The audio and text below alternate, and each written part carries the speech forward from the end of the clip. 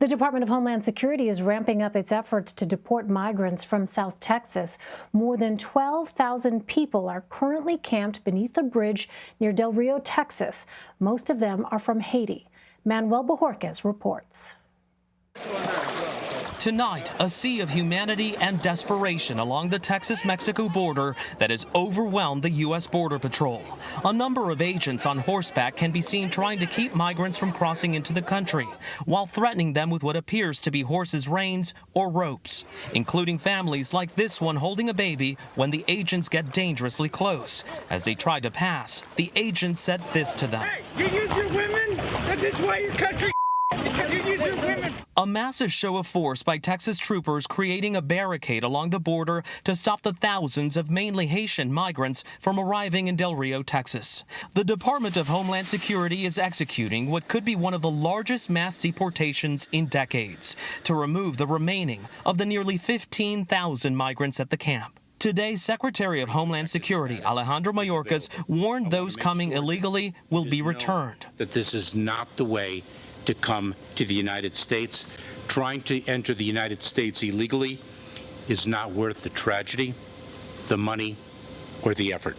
Some who qualify for asylum have been allowed in, like Ralder Visson, who fled Haiti's crime and poverty 3 years ago and trekked here from Chile. He says he left because there's no security in Haiti and is looking for a better life. But as the administration tries to crack down on illegal crossings, Mexican officials tell CBS News migrants are looking for other routes to enter the country as an alternative to being deported back to Haiti. Alex Rosier is a 36-year-old Haitian migrant. I don't want to be deported. If I'm deported now, I'll die in Haiti. Why? Because there's no security in Haiti. 600 additional federal agents have been sent to this section of the border as the U.S. increases the number of deportation flights to Haiti. There is some concern that migrants may attempt more dangerous crossings. One recently drowned along a wider section of the Rio Grande. Elaine? Manuel Bojorquez, thank you. For more, I want to bring in CBS News immigration reporter Camilo Montoya-Galvez. Camilo, welcome. So how did these migrants end up at this makeshift camp in South Texas? Good evening, Elaine. For context, the number of Haitian migrants encountered at the U.S.-Mexico border continue to make up a relatively small population of the overall encounters of migrants at the U.S.-Mexico border. Most migrants being apprehended by Border Patrol officials continue to hail predominantly from Central America and Mexico. However, the number of Haitians arriving at the U.S.-Mexico border has been increasing for the past few months. In August, U.S. border officials stopped Haitian migrants more than 7,000 times. That was a 37% increase from July. And authorities in Panama have also recorded a significant increase in the number of Haitian migrants crossing the Darien Gap. This is the roadless jungle that connects Panama and Colombia. Many Haitian migrants undertake a treacherous journey through this remote region to reach Central America. And this is because many of them have lived in South American countries like Brazil and Chile for years, but now have decided to trek north in search of jobs, of safety, and of reuniting with family here in communities like Miami and New York with large populations of Haitians. We know that some of these families include South American-born children of Haitian parents, which complicates the logistical and legal challenges that the Department of Homeland Security is currently facing trying to process this very large number of people. Elaine. Really is a global issue, Camilo. Well, as we saw, the U.S. is now moving to deport the migrants. DHS Secretary Alejandro Mayorkas says those without a proper legal reason to be in the U.S. will be expelled under Title 42. So how does someone become eligible for temporary protective status in the U.S., and why aren't they able to seek asylum? Sure. So, again, for context, the U.S. has, during the Trump administration and during the Biden administration, relied on a public health law known as Title 42 to swiftly expel migrants and asylum seekers to Mexico or to their home country on the premise that allowing them to come here into the U.S. will be conducive to the spread of COVID-19. However, Mexico has been refusing to take Haitian migrants. Because of this, some Haitian migrants have been expelled directly to Haiti.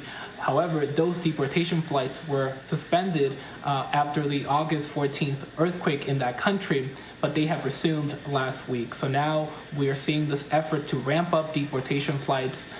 3 deportation flights left Texas yesterday, deporting more than 300 Haitian migrants. We expect other deportation flights today and in the coming days. Alejandro Mayorkas, the Secretary of Homeland Security, said that we could see up to 3 flights per day in the coming weeks. So this is clearly a new enforcement strategy, Elaine, to discourage other Haitians from coming here to the U.S.-Mexico border. And Camilo, has the U.S. ever dealt with a situation like this before?